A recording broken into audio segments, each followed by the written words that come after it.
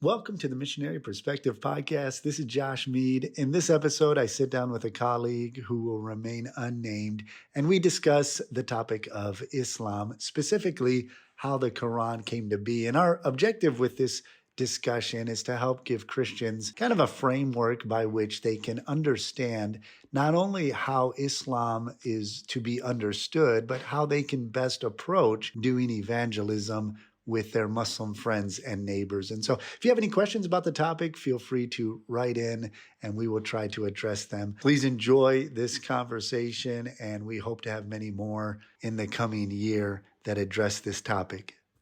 So basically we're looking at there's this simplistic claim that Christians hear Muslims make all the time, and it's usually in both objection to the Christian scriptures, the New Testament and the Old Testament, making the claim that the New Testament's corrupted. There's all kinds of different versions out there. Your manuscripts have too many variants. It's corrupted. The Quran, however, and it's a very simple statement. They say the Quran is word for word preserved exactly as Muhammad received it. Now, the majority of Muslims will make that claim, yet I've been seeing more and more guys like Yasser Qadi and other scholars, Shabir Ali has made the claim that it's more complicated than that. And so basically we just wanted to give an overview of how exactly was the Quran received by Muhammad according to Islamic sources, and is it too simplistic to simply say the Quran we have today is word for word exactly what Muhammad received, or is there more to it than that? Yeah, so it sounds like the case is overstated and then people have to walk it back. Right. As they are introduced to more and more nuance. So it's always more complicated than the blanket statements we hear. Now you can say, I think confidently, two things. Number one, the current Quran, that the Uthmanic Codex, that is the basis for even all the Qur'an today. The Uthmanic Codex is remarkably preserved as a document from the time in which it was written.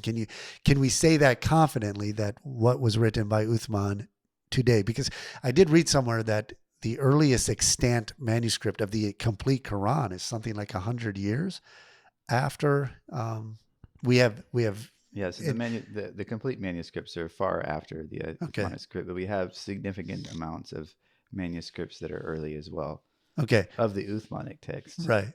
So we can say pretty confidently, yes, it is well preserved in the form in which Uthman wrote it down. Well, we might get to that, but it's complicated because if you think about it, what actually happened was a purge. Right. And so there's no longer sources to draw from except that particular source. Right. So yes, it's preserved, but it was kind of made to be that way. And your hope is he got it right. Right. It's if you destroy all the copies of Harry Potter's other books except for the first book or something, you might just only find all you're going to find is the first book. Right. Because all the rest has been destroyed. Right. And that's not because of some miraculous preservation necessarily, as in of divine means. They purposed it that way. They're making one Quran. And so we see this type of concept played out in different ways. Like, for instance, right now we have different qira'at of the Quran. And so the qira'at, there's been a push to only have one single qira'at. Okay. Again, much like what you were seeing at the time of Muhammad when he was trying to consolidate things in the Uthmanic text, or the Sahaba were trying to consolidate things in the Uthmanic text. They wanted one Quran so there wouldn't be differences between them. So now they're trying to push for Hafsa. I think it's been almost 100 years now. They've been pushing for Hafsa. And if you look around, there's not a whole lot other than that. I mean, we are here where we are, they use Warsh. Right. But they all, but they're pushing Hafsa, and even in my lifetime, it's kind of Warsh is disappearing. Okay. So they're purposely trying to replace it. I think they actually threw some other qira'at into the Nile one time. Okay. Yeah, so to get rid of them. Now, because they were at the schools when they were teaching in Egypt. They were having conflicts of the Qirat. In these kirat, I've heard some Muslims in defending the variance that exists between the kirat. The assumption that I've seen in my interaction with Muslims is that Muhammad claimed, or through Allah, that the Quran was revealed in 7 different modes or versions. Now, I don't know if they don't use the word versions. You can give me the accurate wording, the aruf. But the assumption is that those kirat today are what he received then. But the kirat today are just variants of the Uthmanic Codex, right? Yeah, no, the Qirat of the day are, yeah, you're right. They're variants of the variant readings of the Uthmanic Codex Right. through different recitations. So are the kirat? I guess what I'm getting at is the kirat today, the hafs, the warsh, is that what That's not the Muhammad would same. have recited? No, it's not the same thing as the ahruf. These are Okay. recitations by people who are reciting the Uthmanic texts later Okay. on. The confusion is kind of understandable in the sense that Sure. sometimes when you look at translations, especially to the English, the ahruf that we find in the hadith are translated as versions, or not versions, excuse me, recitations. They Right. ahruf, recitations. Qirat also is recitations. And so you can kind of mix the two up. Okay. I But see. they're not actually related. Like the qirat that we have today are not the qirat, the 7 ahruf. Right. Okay.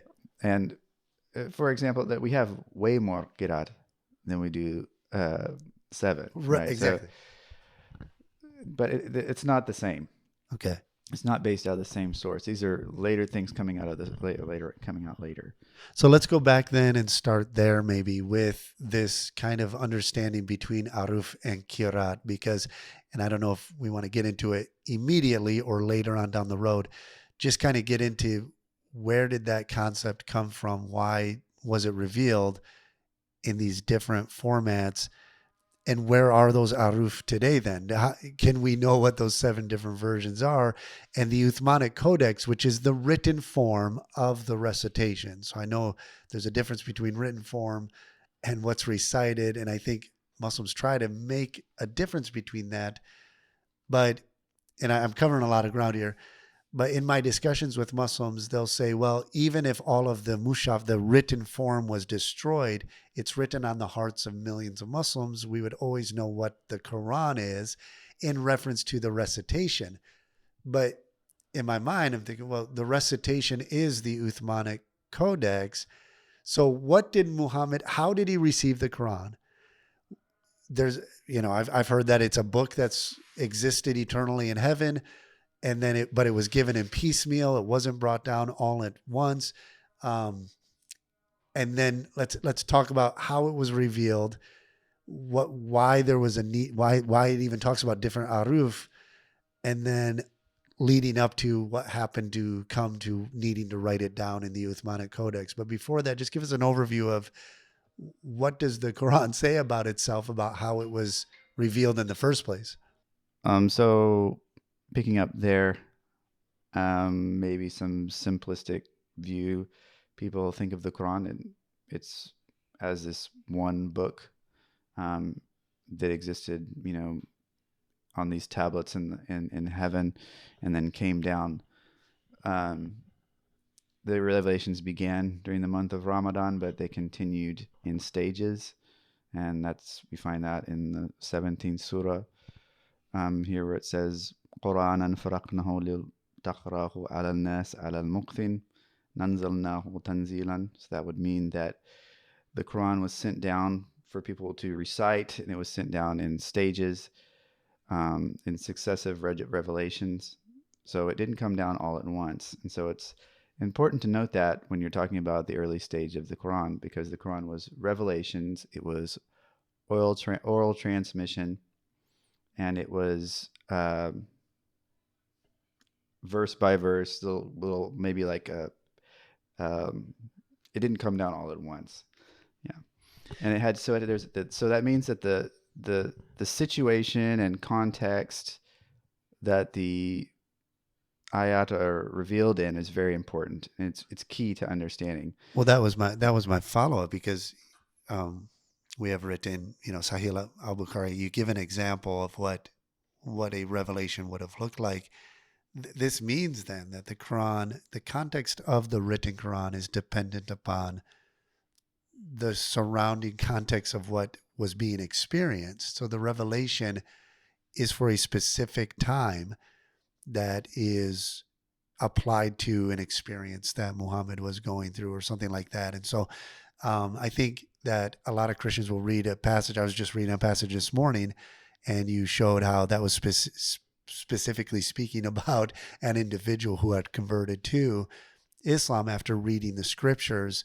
But then so what it seems is like it gives this broad generalization, but there's always a context behind it. And so what's an example of maybe something that's claimed in the Quran, a revelation given?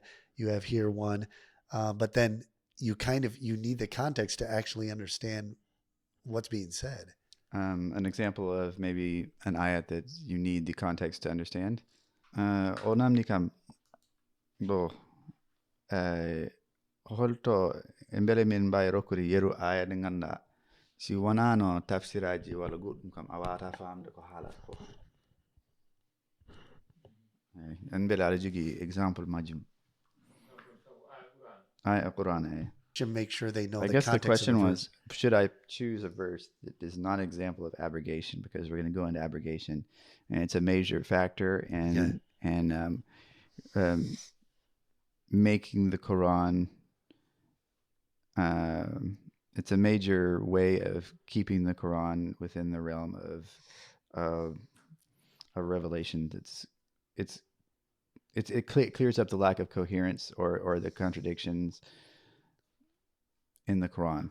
It's a tool for cleaning things up a lot of times. So it's like a major component of the conversation as it develops.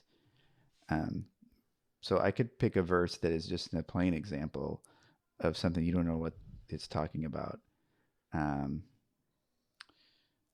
There's one that actually mentions the apostles that I could find if you want me to find that one. Yeah, sure. That would be an example of one like you don't really know what it's talking about without a tafsir, right? I guess it's pretty much generally all around, right? Right.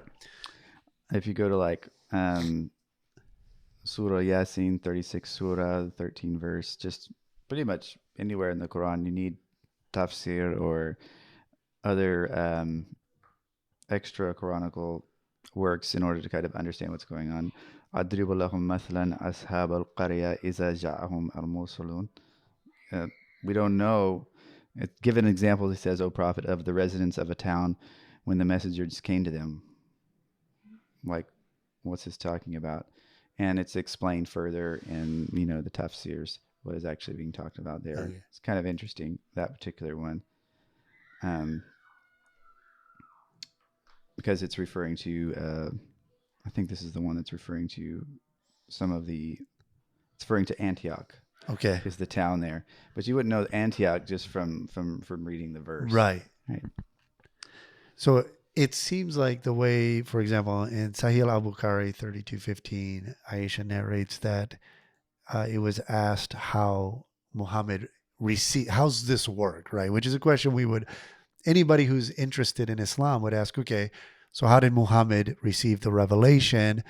Everybody knows about the cave encounter and how Muhammad was terrified. He thought he was being afflicted by a demonic entity. And pretty much everybody is familiar with that. But what most people, I think, miss is that wasn't the entire revelation. That was the beginning of the encounters. It was over a period of 23 years.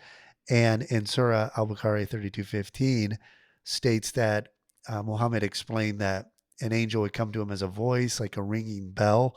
And then sometimes he would speak to him in the shape of a man, and he would understand and remember what he says. One of my questions is, as the Quran is being revealed, okay, this recitation, these revelations are being given over a period of 23 years. It's obvious that the majority of what's given, I guess, is it obvious, or is the majority of what's being revealed either a response to a particular circumstance that is taking place, or a response to a question or a challenge that's been posed. And what I'm getting at is there, off the top of your mind, any actual prediction that, like, the Quran says, this is what might happen to you, and so this is how you should behave? Like Jesus saying, when the temple is destroyed, like the fall of Jerusalem, Jesus predicted and said, run and flee, don't stay and fight. He said, when you're taken before the Sanhedrin and before kings, take no thought what you should say. So Jesus is telling them this is what's going to happen to you. Jesus doesn't just respond to immediate events. Jesus is actually saying this is a path for how you're going to live. And I guess what I'm trying to get at is, if the Quran is guidance for all people for all time, but the context of the majority of it is what happened in the here and now of Muhammad's time, when does it become a universal revelation that can be applied to any situation? If every verse you bring up, well, there's a context to that. Does that make sense, what I'm trying to get at? I guess. In reference to what you're saying, the Quran is kind of a mixture of all sorts of different types of things. Right. So there are revelations that are kind of standalone on themselves. There's lots of things that are describing the majesty of creation, Okay. and there's swearing upon God's creation, and there's some arguments that are posted that seem to be something you can reapply just at any time. Right. A lot of references to stories in the Old Testament, he's using as some sort of a predicatory device, I guess, regarding himself. So there's things like this, but there are lots of ayat, that came in context as immediate context, in context of his relationship between him and his wives, context of Omar asking for one thing or another or suggesting one thing, such that it's pretty complicated. In the end, we have ayat that are responses to situations he was in, Surat al-Tahrim, and Abbas, and these were situations that he got in, and then the Quran came to kind of be a guidance. Now, did he have scribes around him who were writing things down as he was giving it? Because obviously it was orally transmitted. He received it orally and he transmitted it orally. And I know that some was written on fragments, bone and different things. And obviously, I always have in my mind the comparison to how the New Testament was preserved and how it's remarkably preserved and verifiable because of its immediate being written, translated, and distributed en masse, to where, while variants exist, that actually supports a much more sturdy, critical, approach to understanding what was actually written by the original authors. Whereas there's some weaknesses inherent to oral transmission. And even, I think the Quran even recognizes that, right? You have written different surahs that talk about don't be hasty in the memorization. So what are some of the problems inherent to the oral transmission? Because we want to lead up to what was the decision to actually write it down and standardize it. Okay, so the Quran itself kind of acknowledges these kinds of difficulties with oral transmission. Yes, he was urged in several different times in the Quran to be careful about how his utterance was done, not just in pronunciation, but not being hasty about Quranic revelation as well. So we can find that in Surah Taha and also in 22. I think, and also the 75th. So yeah, so Taha, but I remember Taha. لا تعجل بالقرآن من قبل أن يقضى إليك. Yeah, so you shouldn't be hasten the revelation of the Quran before it's been properly conveyed to you. So we have examples of him struggling with this type of thing, I think, in the Sirah, not necessarily recorded in the Quran itself, but we know that the Prophet struggled with things like hastiness early in his time in Mecca. Right. There is a delegation that went from the Quraysh to ask the Jews for some difficult questions from their texts. And he brought him 3 questions. Of course, the famous, the people of the cave, who are they? I mean, he asked those people who in aforetimes and did such and such. It was more general, and he asked about who was the one with two horns, Zulkarnain, and also about the Spirit. So, who are those things? These were questions probably derived directly out of the book of Daniel. In any case, he promised to reveal the answers the next day, Right. in haste. And 15 days passed without revelation. Of course, everybody's talking. Well, he obviously doesn't know the answers to those things, and this caused him distress. And then 15 days later, the Quranic verses are revealed, and Allah's like, you should have said inshallah before you said that you were going to bring those verses tomorrow. So that might be an example of where we see that haste is an example of a kind of problem with oral transmission. Right. And we'll get into some of the other issues, even like the satanic verses and the influence that was attributed to Satan influencing him and giving certain verses. But I just want to get sidetracked real quick here on the delegation that came to Muhammad here from, were they Jews or were they Christians? What delegation came? So the delegation was from the pagans in Mecca. Oh, okay. And Nadir ibn Haris was the main culprit in though, and he went to the Jews for questions to kind of stump Muhammad. Okay. Just because So I think Nadir ibn Haris was the kind of guy that like knew all sorts of stories. He's pretty elegant of speech, so to say. Okay. So because the people of the cave is not a Jewish myth, it's a Christian story. Right. So that'd be one of the things that, of course, stood out to the people that were listening. That, I mean, obviously, if you're looking for Jewish stories, responding with Christian ones, right, is a mistake. And then even the response of some of the details are wrong, and we have literature that exists that pre-exists Islam that give the details of this legend. Right. So yeah, he doesn't actually know. According to the Quran, we don't have a clear explanation of how many were in the cave. We don't have their names, but you can find all those things in the literature of the day. Right. So it just seems almost as if the legend of the 7 sleeping saints. Right. Yeah, probably Yaqub al-Suruji propagated it. And then let's go back to I think it's Surah 21:14. It says, "Exalted is Allah, the true King. Do not rush to recite a revelation of the Quran, O Prophet, before it is properly conveyed to you, and pray." Now, properly conveyed to you, does that imply that he would hear things, but then not hear it correctly, and it had to be more detailed? That's one. So what does that mean, properly conveyed? Was he hearing things that weren't true? Or was he not fully understanding? And then it says he is to pray, "My Lord, increase me in knowledge." So the other question is, did Muhammad have to understand what he's reciting in order for it to qualify as a legit revelation? Because that it doesn't follow that if it's from God, whether the prophet understands what he's saying or not, doesn't affect. I mean, I guess it could affect the transmission of what's being spoken if he misunderstands it, because essentially what he's receiving is still being processed through his mind and then spoken through his thought process. So then it seems to me problematic that if he has to understand before he can speak it, then is what is being spoken not really clear inherently?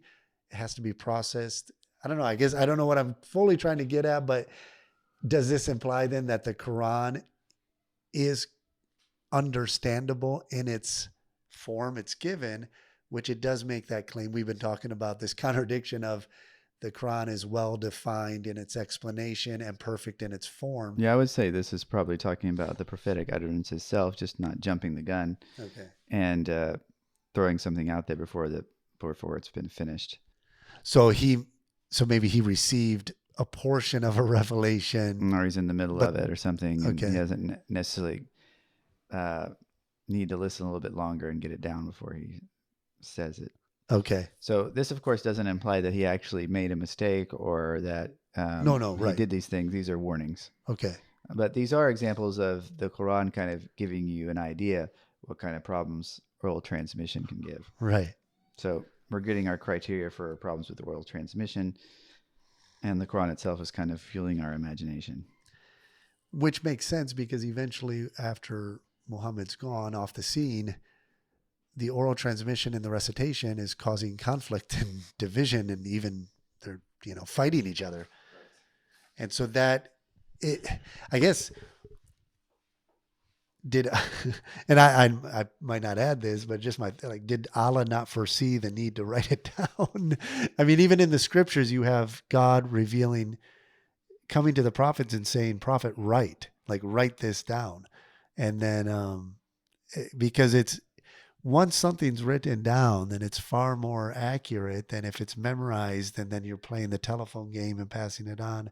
Because obviously, with oral transmission comes the problem of who's saying it the right way. And we know that was a problem because they're reciting it different ways. Now, the recitations let's jump forward a little bit. So the Quran's been fully revealed. Muhammad's off the scene now.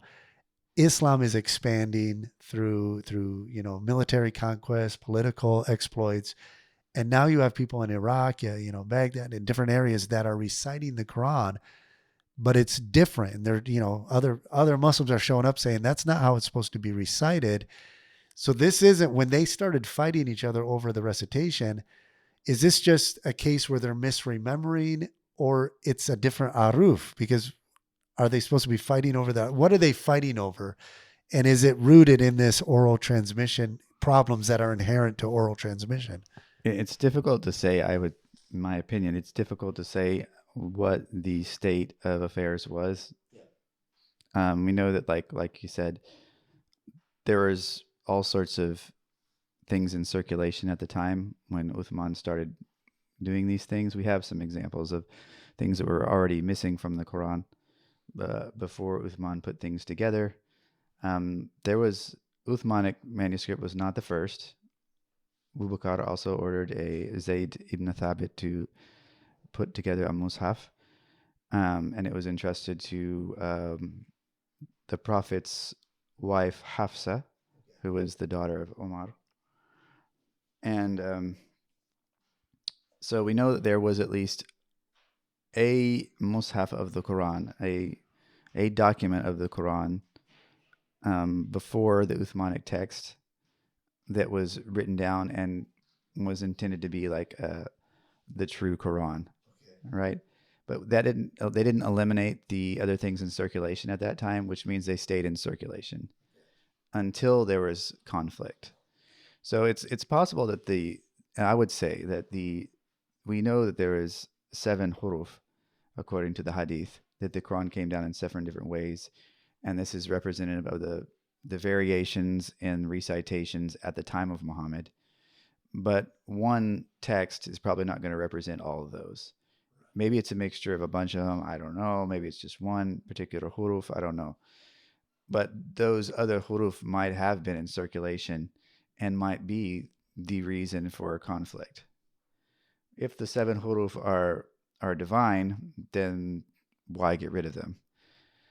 Basically, it came down to, during Uthman's time, that the fear from Abu Huzaifa and others was that the Quran was going to be, people were already conflicting, things were conflicting enough to cause problems, and they wanted to consolidate things and just have one Quran.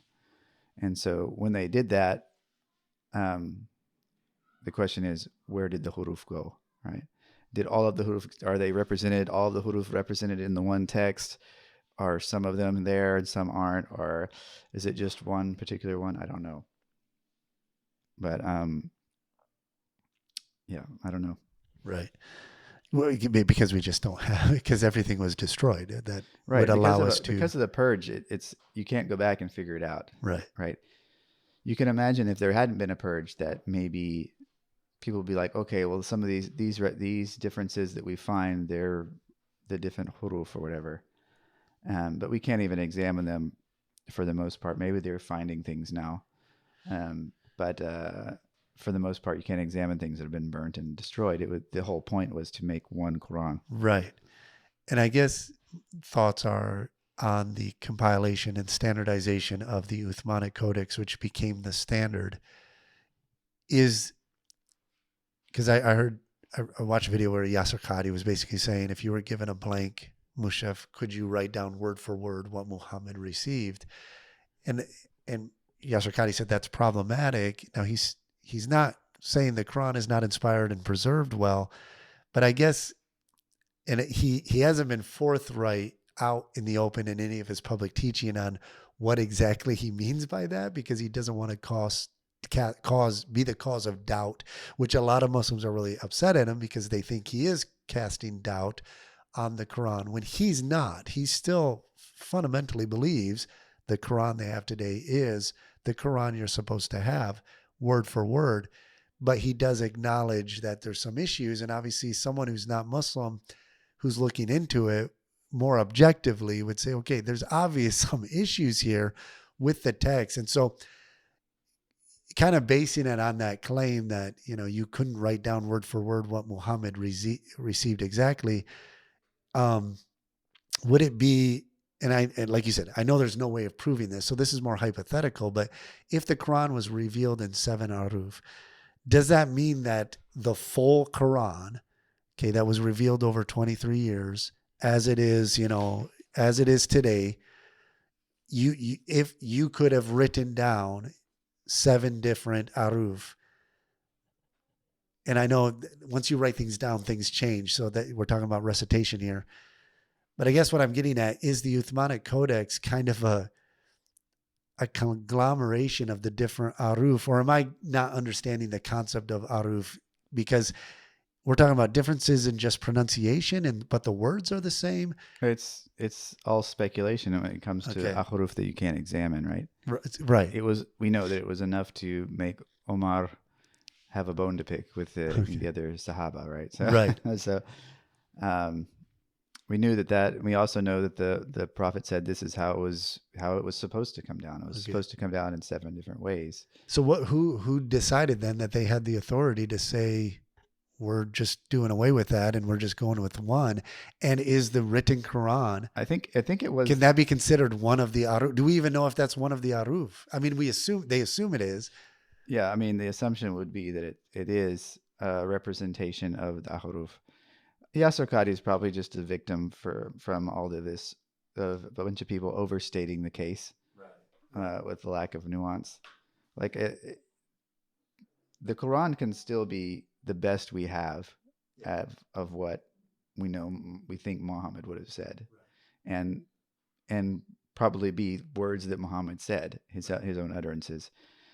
But to say that there's a connection, that we can draw it all the way back between the 7 ahruf, I wouldn't say that. Which is kind of the point of putting this together, is not just to inform Christians of how to have a coherent and legit conversation with a Muslim and honestly represent their side, but to expose these overstatements, because it's easy to make an overstatement as an objection, as a polemic against Christianity, because there is a lot of, it is, when you look at Christian scholarship and you look at the manuscripts and you look at variants and all of that, at first, just from, if you hold a simplistic, we have word for word exactly what Muhammad recited, there was no issue, what's written is what he received.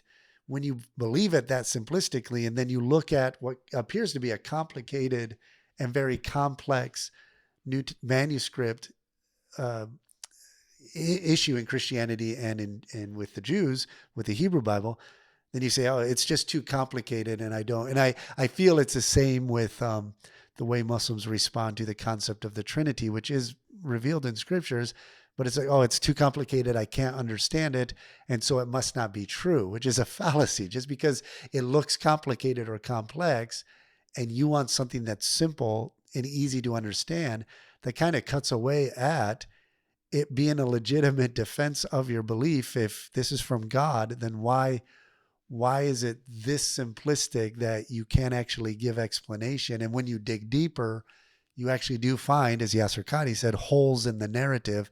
And I think the narrative is the simplistic view that Muslims have. And so I think what I want to do with this is emphasize that there are holes in the narrative, but the problem is the narrative, maybe not the actual Quran itself, because what I want to get Muslims and Christians to acknowledge is you have a text that had an approach to how it was put together, and you believe this is what Muhammad gave. That's great.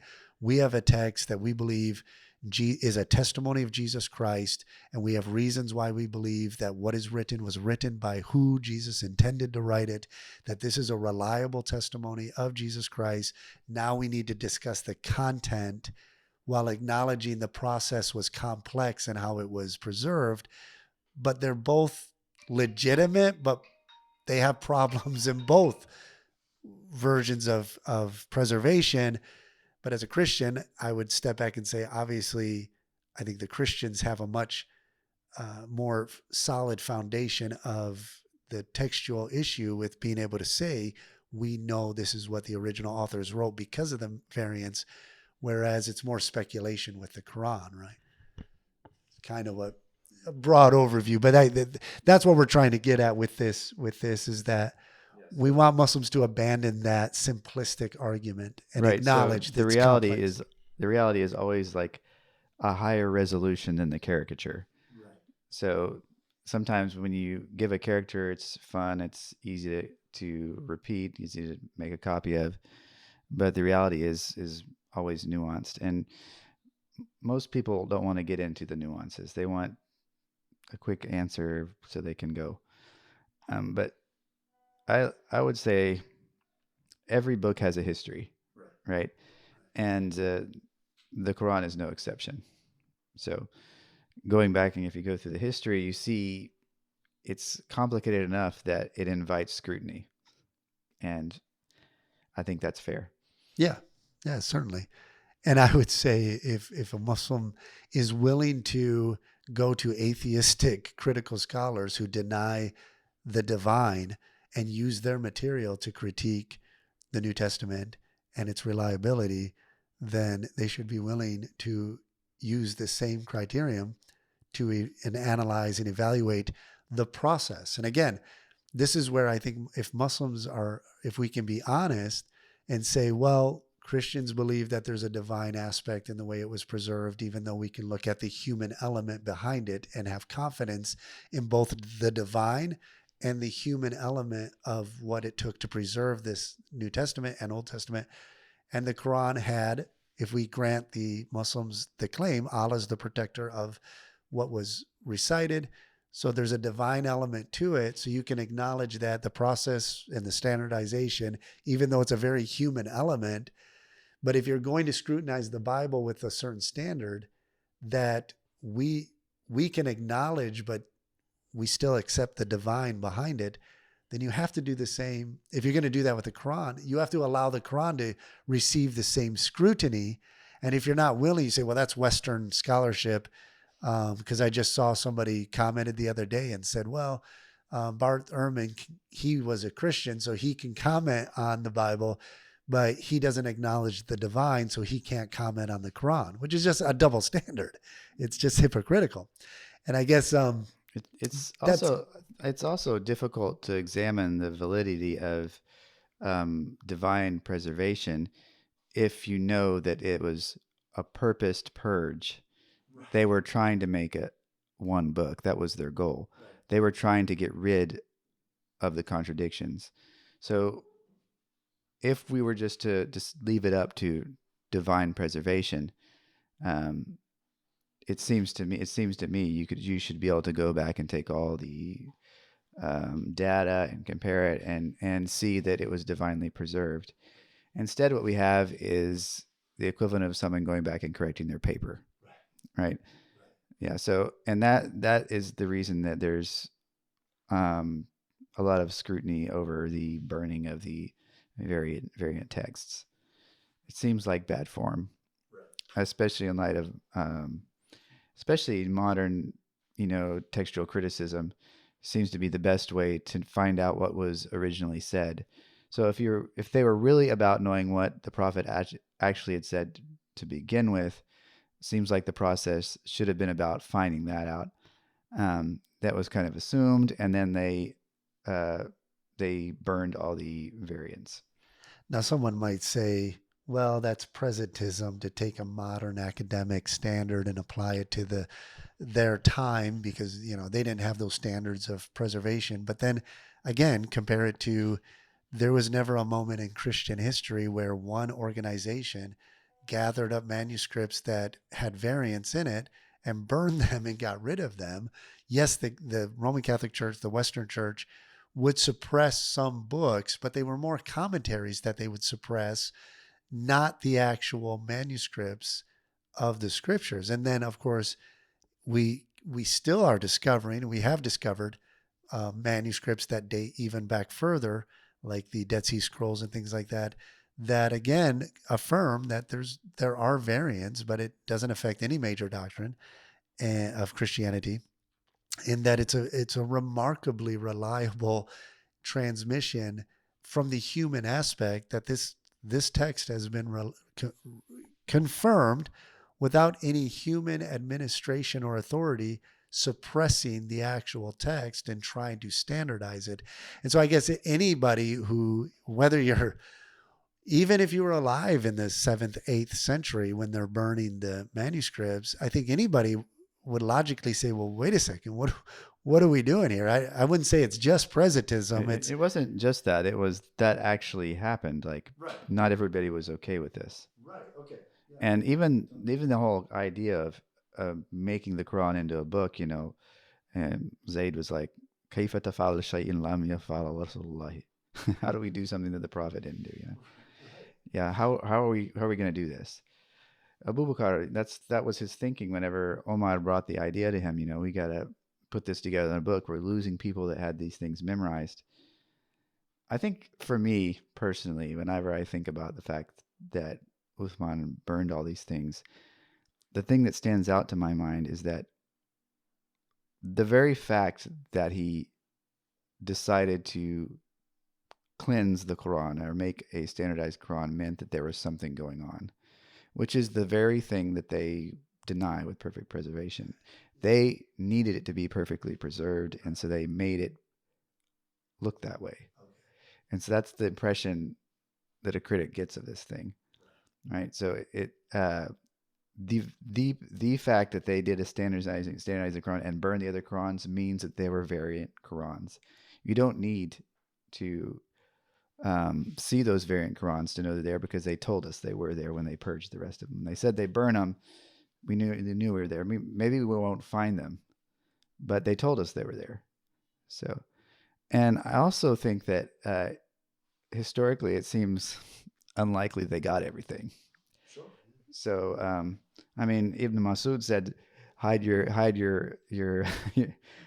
Quranic text. On the day of judgment, we're going to see who's right. Right.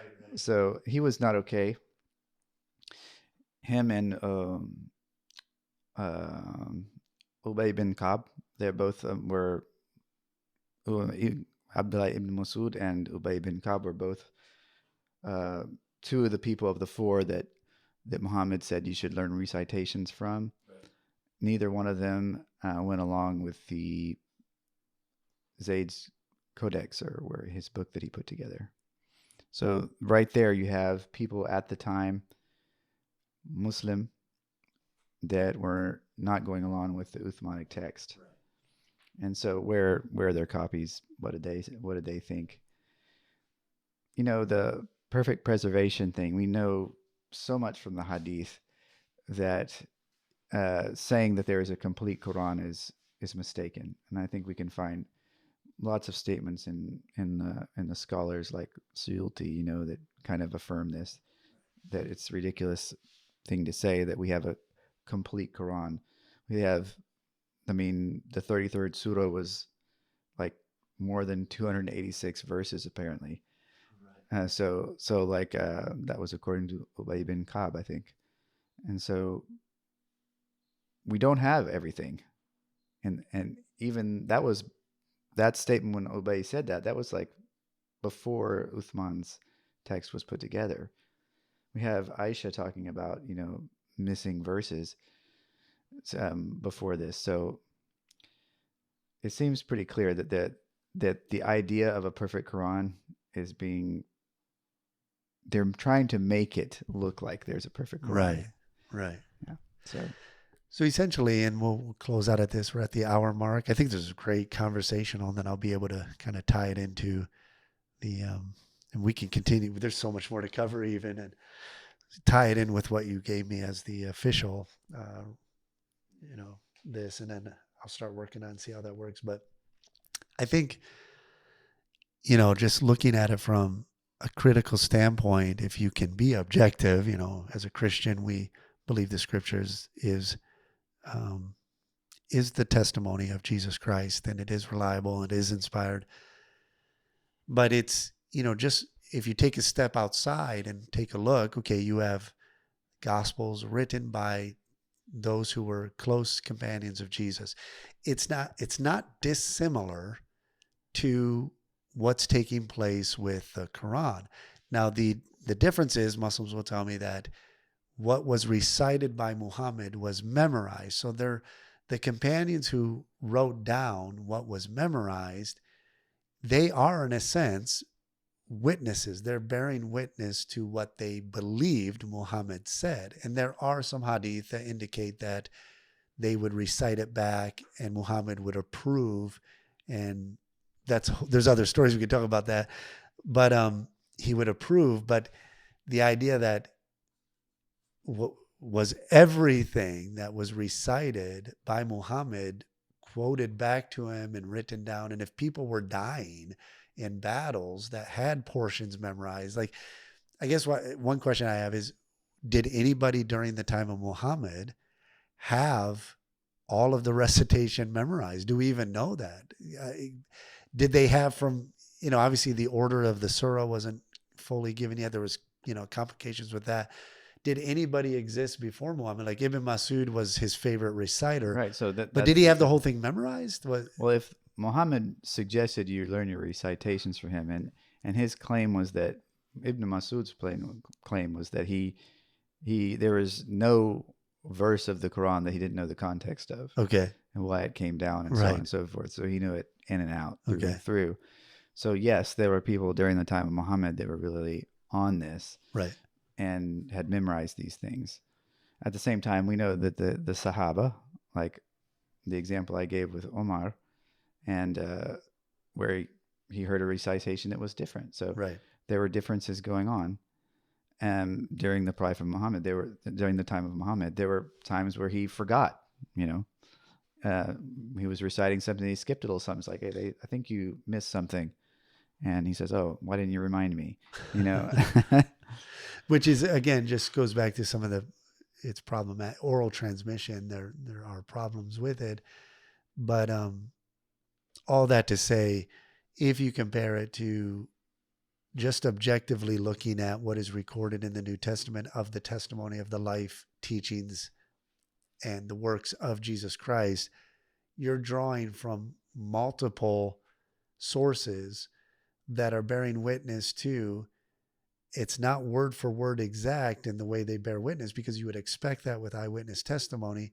They don't confirm each other. I saw one guy, Daniel, he asked David Wood, does the Quran confirm the Bible according to you? He said, yeah, the Quran says it confirms the Bible. And then he said, well, does Matthew confirm Mark? And David started to say, not the same way you're thinking. And of course, he cut him off and said, see, you have a different standard. Well, that's not how testimony works. They collaborate each other. They corroborate one another, but they're not collaborating to create one narrative that is perfectly word for word, exactly the same testimony. Otherwise, we would say what would you say? You would say there is corroboration and the testimony is jeopardized by them working together to make sure they got it exactly word for word. So you got these four guys giving same testimony.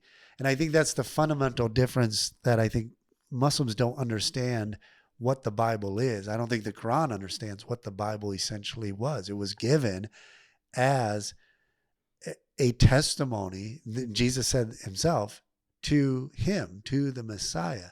So if a book, what is recorded as a testimony, and Jesus is the guide and Jesus is the light, then you have certain standards of criteria that you would expect from a book this thick that spans 1,500 years. You're going to have different genre. A lot of it was meant to be written down. So you have specific genre that are that fit context of why it's being written, what's being written. And then, of course, all of it, though, bearing witness to the Messiah, which tells us he's the substance of the revelation. It's not just revealed for revelation itself. But then when you look at the Quran, obviously, if the Quran itself and what was revealed is what is supposed to be the actual like source of salvation, then you have to have a perfect Quran. It has to be word for word perfect. Otherwise, you don't have salvation. You don't have clear guidance. And I think if you, like you said, if we start examining the problems with oral transmission, the problem with the fact that they had multiple variations in the way they were reciting it, and even in the Sahaba, they didn't agree with each other fully. And they finally just said, this is what we're doing.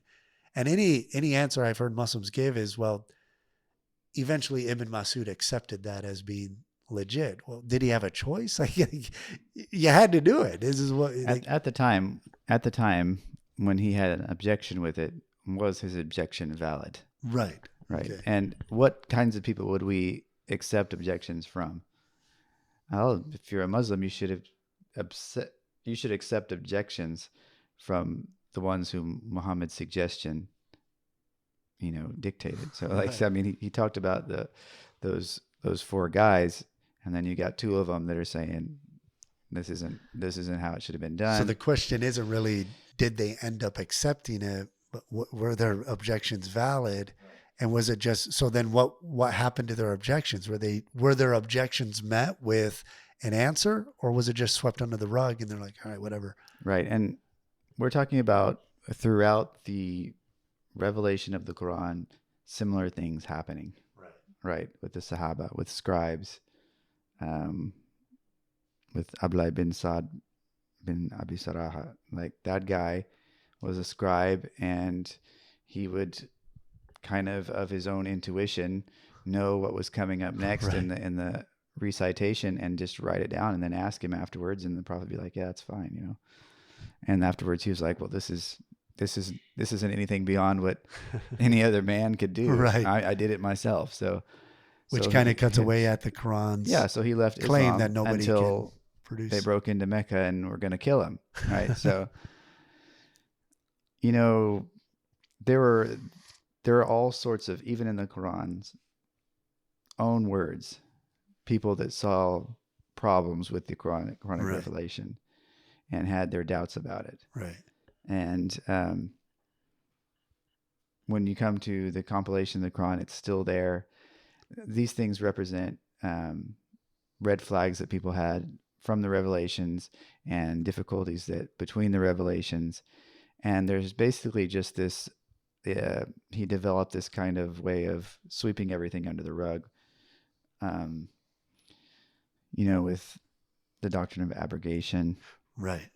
And so, like, when you come to the book that's missing, like 200 surahs or 200 ayat, missing 200 verses out of the 33rd surah, where'd those go? Well, if you look in the Islamic sources, they're gonna say, well, those were abrogated. Right. God got rid of those. Well, because you have this, what is it, Surah 2, 106, if we ever replace, and it just seems convenient. Yeah. But that verse says, if we wouldn't cause or edit any other ayat of the Quran unless we are bringing something better. But these are ayat that just disappeared, Right. Well, he says it caused them to be forgotten, but he would bring something else better or and in its place, which again is likened to it. It just, like, where is the From a verse on stoning is gone. right. but yes, it's still relevant. And Omar was concerned that people were going to stop stoning just because it wasn't in the Quranic text, but it used to be. He remembers it being there, right? So, yeah, uh, these types of things are a way of just kind of sweeping the things under the off the Right. table. We don't have to worry about those things because those were abrogated. But really, why wouldn't we worry about those things? Exactly. Why wouldn't we consider those things? I mean, it seems as simplistic as like a child saying the dog ate my homework. Like it just, hey, it happened. I don't know. Just reading this from a critical perspective, looking in, it almost seems like problems and issues rose, and so, oh well, this is how we resolve it Yeah, if you're by gonna getting if you're this gonna new appeal revelation. to divine something divine as divine order, keeping preserving the book, then why are your fingers all over it? You know, I mean, like abrogation means that you can literally get rid of things that contradict, or you don't like, or that are causing problems, right? And you can move on and do you could say anything you want and then abrogate later. And then you have, you can give, if you can use external explanations for things, you can get rid of many other things, right? So between just those two things, you can clean it up however you want. And if you're going to be burning manuscripts and chasing people around with a sword, I don't know where you get off of boasting about the divine preservation. Exactly. There's some sort of preservation that happened, but there's no reason to attribute anything divine. Right. I mean, It just seems so obvious. yeah, if you are both judge and jury and the one that is Exactly. Well, good. I think we'll close up there. I think that was a little bit over an hour of discussion, and we just covered 2 pages, which is good discussion though, or 3 pages, a good introduction though. right. So I would say that it's important to note that when we're going through some of these things, all these things can be discovered on your own through the sources themselves. You don't have to go through us. You can go and look them up yourself and make your own decision on it. And we're just adding more data points. The idea is just to add more nuance to the idea that the caricature that's being presented, that the perfectly preserved Quran is just this. It's never changed. It's never gone through any process, and that's not the case. So the Quran is a book just like any other book.